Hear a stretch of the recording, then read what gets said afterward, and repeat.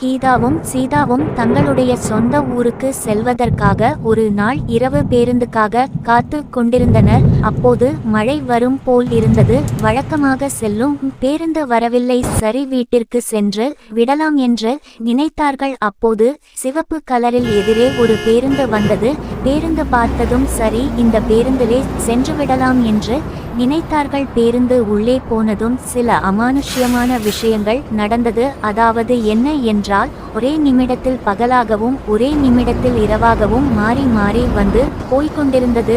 இதை கவனித்த இருவரும் சரி, இந்த பேருந்தில் இனி இருந்தால் ஆபத்து என்று நினைத்தார்கள். பேருந்து கொஞ்ச தூரம் இருட்டான காட்டுக்குள் சென்று நின்றது. கீதாவும் சீதாவும் உடனே இறங்கி பார்த்தார்கள். வெளியே கும்மென்று இருட்டு. சுத்தி பார்த்தார்கள். ஒரு வீடு கூட கண்ணிற்கு தென்படவில்லை. தூரமாக ஒரு பழைய பங்களா மட்டும் வெளிச்சமாக தெரிந்தது. சரி, இன்று ஒரு நாள் மட்டும் அந்த பங்களாவில் தங்கி விட்டு விடியற்காலையில் முதல் பஸ்ஸில் சென்று விடலாம் என்று எண்ணினார்கள். அந்த பங்களா இருக்கும் இடத்தை நோக்கி நகர்ந்து சென்றார்கள். அந்த பங்களாவின் கதவை திறந்து உள்ளே போனதும் ஒரு அலறல் சத்தம் கேட்டது.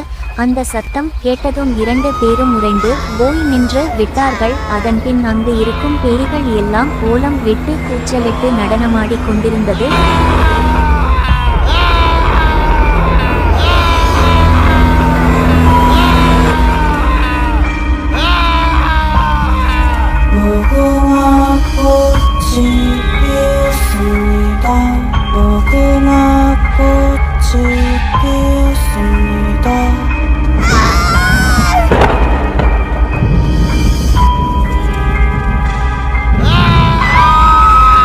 சிறிது நேரம் கழித்து கீதாவும் சீதாவும் பழைய நிலைக்கு திரும்ப சரி, இந்த இடத்தில் இருந்தால் நமக்கு உயிருக்கு ஆபத்து என்று வெளியே ஓடினார்கள். அப்போது அந்த சிவப்பு பேருந்து திரும்பவும் வந்தது.